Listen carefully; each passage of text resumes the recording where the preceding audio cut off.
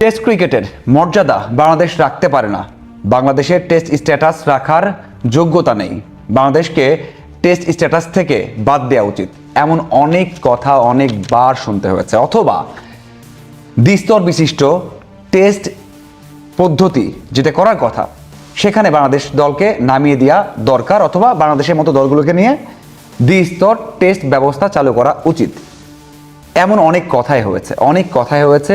অবশেষে বাংলাদেশ দল যখন এমন কাজ করেছে অস্ট্রেলিয়াতে, যে কাজ সহজে কেউ করতে পারে না, স্বপ্ন দেখে না, এই কাজ করার পরে সারা বিশ্বে এখন বাংলাদেশ দলকে নিয়ে প্রশংসা।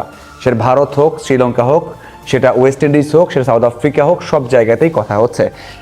স্পেসিফিক মানে বিশেষ করে একটা টুইট দেখে আমার মনে হয়েছে যে এটা অবশ্যই আপনাদের সাথে শেয়ার করা উচিত। সেটা হচ্ছে অ্যাঞ্জেলো ম্যাথিউস, যেটা আমরা সবাইকে চিনি তাকে, শ্রীলঙ্কার অধিনায়ক, সাবেক অধিনায়ক। তিনি বলেছেন যে আইসিসির এখন এই বিষয় নিয়ে আবারও চিন্তা করা উচিত, যে কেন তারা বারবার বলে যে দ্বিস্তর টেস্ট ব্যবস্থা দরকার, যেখানে ছোট দলগুলো খেলবে।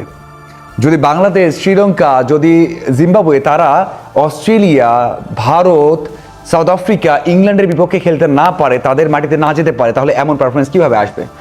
বাংলাদেশ একমাত্র দল 140 বছরের ইতিহাসে যারা তৃতীয় টেস্টেই অস্ট্রেলিয়া মাটিতে গিয়ে জয় পেয়েছে। এর আগে কেউ কখনোই এত কম ম্যাচে জয় পায়নি। 2টা ম্যাচে ইনিংস ব্যবধানে হেরেছে, এই ম্যাচে ইনিংস ব্যবধানে জিততে নিয়েছিল। মানে যাদেরকে নিয়ে কথা, যাদের স্ট্যাটাস নিয়ে কথা, যাদেরকে বাদ দিতে হবে, যাদেরকে অপমানিত করা হয়, সেই বাংলাদেশ এখন দেখিয়ে দিয়েছে যে কি করতে পারে। এবং সেই বাংলাদেশ অন্য সব ছোট দলের প্রতিনিধি হয়ে হয়তোবা বলে দিল, যে স্টেটমেন্ট দিল যে এই সিদ্ধান্ত নেওয়া ঠিক হবে না, প্রয়োজনে ছোট দলগুলোকে বড় দেশের বিপক্ষে, বড় দেশের মাটিতে গিয়ে খেলার সুযোগ দাও, তারা ভালো করতে পারে। সেই স্টেটমেন্টটা দিয়ে দিয়েছে বাংলাদেশ দল। 23 বছর পর অস্ট্রেলিয়ায় গেছে, বা 23 বছর পর অস্ট্রেলিয়ায় গিয়ে খেলার সুযোগ পেয়েছে। মানে 23 বছর, এটা কোনো ধরনের মজা নয়, বাংলা ভাষায় ফাজলামি নয়, যে টেস্ট স্ট্যাটাস পাওয়ার 23 বছর পর, মানে একটা ম্যাচ খেলেছে, একটা সিরিজ খেলেছে 2003 সালে, 23 বছর অপেক্ষা করতে হয়েছে একটা সিরিজ খেলার জন্য।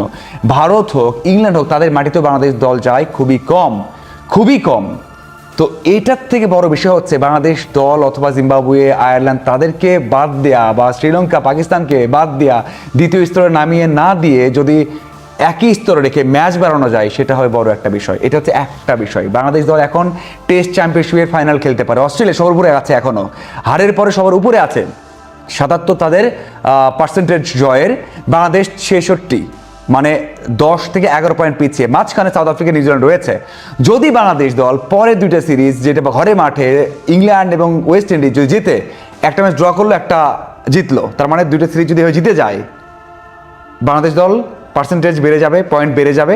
সাথে অ্যাওয়ে সিরিজ সাউথ আফ্রিকাতে যেটা আছে, সেখানে যদি সিরিজে ড্র করে, মানে একটা ম্যাচ জেতে, তাহলে বাংলাদেশ দল ফাইনালে, মানে টেস্ট চ্যাম্পিয়নশিপের ফাইনালে যাওয়ার স্বপ্ন বাংলাদেশ দল দেখতে পারে। এখন দেখতে পারে। পাকিস্তানকে হারিয়েছে, সামনে ওয়েস্ট ইন্ডিজ আছে, এবং এত ধারাবাহিক পারফরমেন্স, অস্ট্রেলিয়াকে ডমিনেট করা, সেখান থেকে বাংলাদেশ দল এখন স্বপ্ন দেখতেই পারে যে টেস্ট চ্যাম্পিয়নশিপ ফাইনাল খেলবে। এই যে কাগজ কলম কত আমরা দেখি, যে বাংলাদেশ দল এশিয়া কাপের ফাইনাল উঠতে পারবে কিনা, বাংলাদেশ দল ওয়ার্ল্ড কাপের সেমি খেলতে পারবে কিনা, বাংলাদেশ দল চ্যাম্পিয়ন্স ট্রফির কোয়ার্টার খেলতে পারবে কিনা, বা সেমি খেলতে পারবে কিনা, প্রত্যেকটা ম্যাচে আমরা হিসাব করি। বাংলাদেশ দল ওডিআই বিশ্বকাপ খেলতে পারে কিনা, সেই হিসেবে আমরা করেছি। কিন্তু এখন হিসাব এসেছে যে বাংলাদেশ দল টেস্ট চ্যাম্পিয়নশিপের ফাইনাল খেলতে পারবে কিনা। হ্যাঁ, আপনি বলতে পারেন ভাই স্বপ্ন কম দেখেন, বাট পয়েন্ট টেবিলে বাংলাদেশ দল 4 নম্বরে রয়েছে।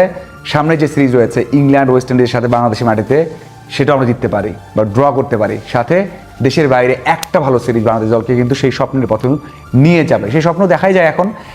এটাই মেইন বিষয়, যে বাংলাদেশ দল সারা ওয়ার্ল্ডে স্টেটমেন্ট দিল, সারা ওয়ার্ল্ড থেকে কথা বলছেন, ইয়ং বিশপ কথা বলছেন, শশী ঠাকুর কথা বলছেন, অ্যাঞ্জেলো ম্যাথিউস, অনেকেই কথা বলছেন, রিকি পন্টিং, গিলক্রিস্ট কথা বলেছেন, মাঠে বারবার বলছেন যে এটা বাংলাদেশের ইতিহাসের সেরা জয়। তারা বলছেন বাংলাদেশ দারুণ করেছে, ক্যাপ্টেন শান্তকে বেস্ট ক্যাপ্টেন বলা হচ্ছে, সব দিক দিয়ে প্রশংসা আসছে।